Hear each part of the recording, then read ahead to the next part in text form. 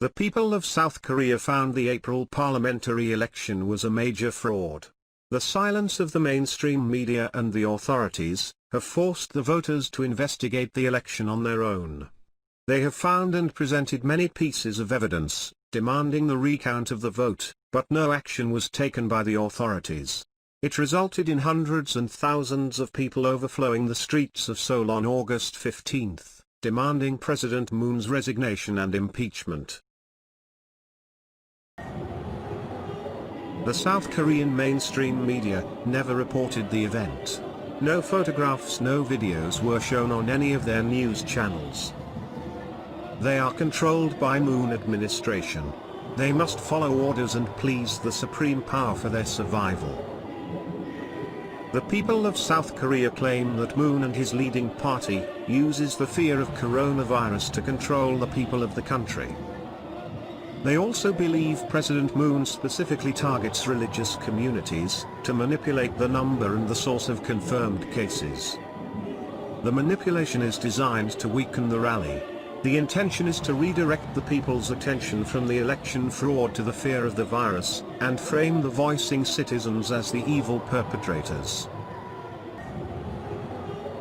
The media was ordered to frame a particular church as the mastermind behind the rally.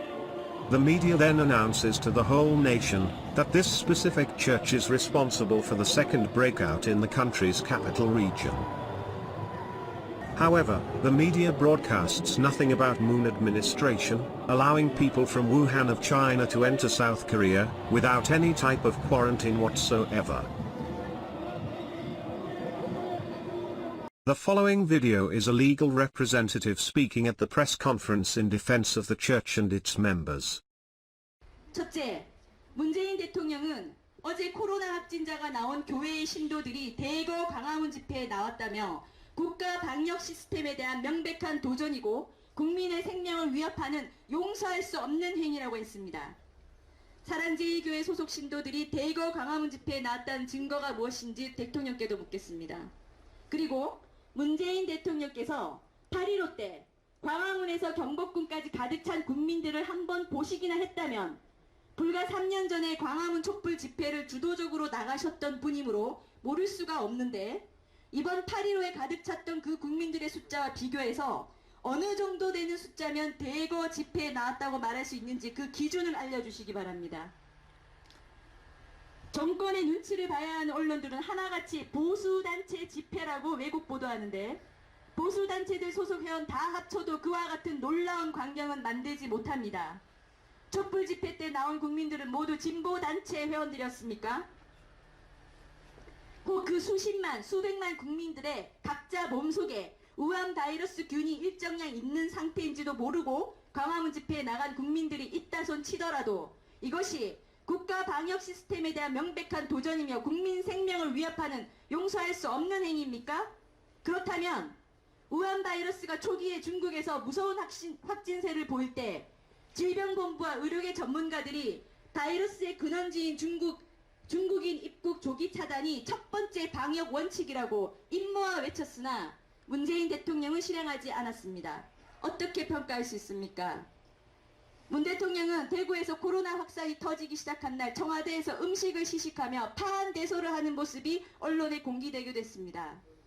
종교의 자유는 더욱 강하게 보호하는 것이 헌법 정신인데 종교시설과 예배금지는 강행하면서 오히려 고위험군 시설인 대형 클럽들을 방치하여 이태원발 바이러스 확산이 일어났습니다.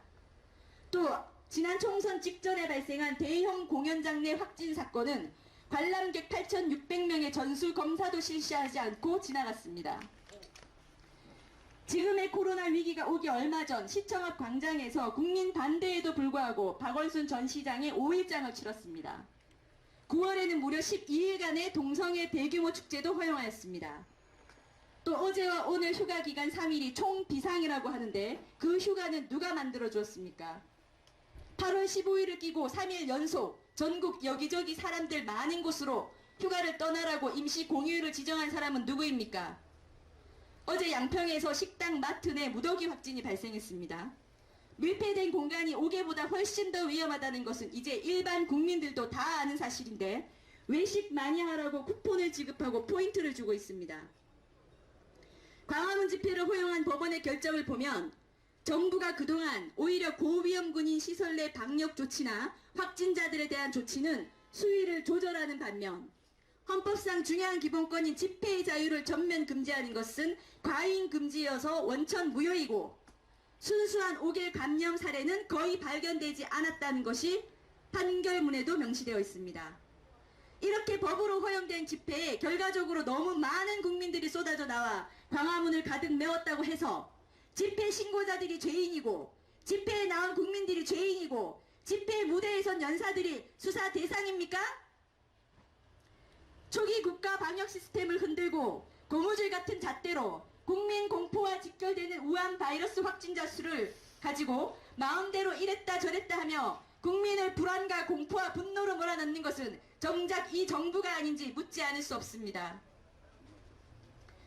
둘째, 문재인 대통령은 평소 존경하는 노무현 전 대통령의 어록을 인용하면서 박근혜 전 대통령을 비판해 왔습니다.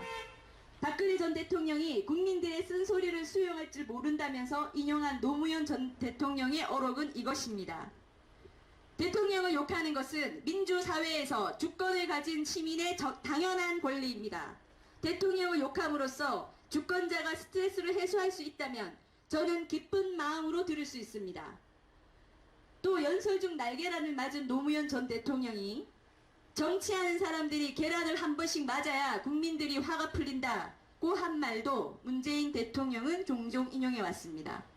이와 같은 문재인 대통령의 과거 언행에 비추어 볼 때 대한민국 최고의 권력자인 대통령이라는 지위와 신분으로 대한민국 국민 한 사람을 겨냥하여 중대한 범죄 사실과 잘못도 없는 목사 한 사람을 콕 집어서 반드시 잡아놓지 않으면 안 되는 사람으로 사실상 모든 공권력과 국민을 향해 선포하는 행위가 과연 정의로운 권력 행사인지, 이것이 자유민주주의 대한민국이 맞는지, 이것이 촛불 집회에서 국민이 주인이다를 외치던 대통령이 할 수 있는 행동인지 묻지 않을 수 없습니다.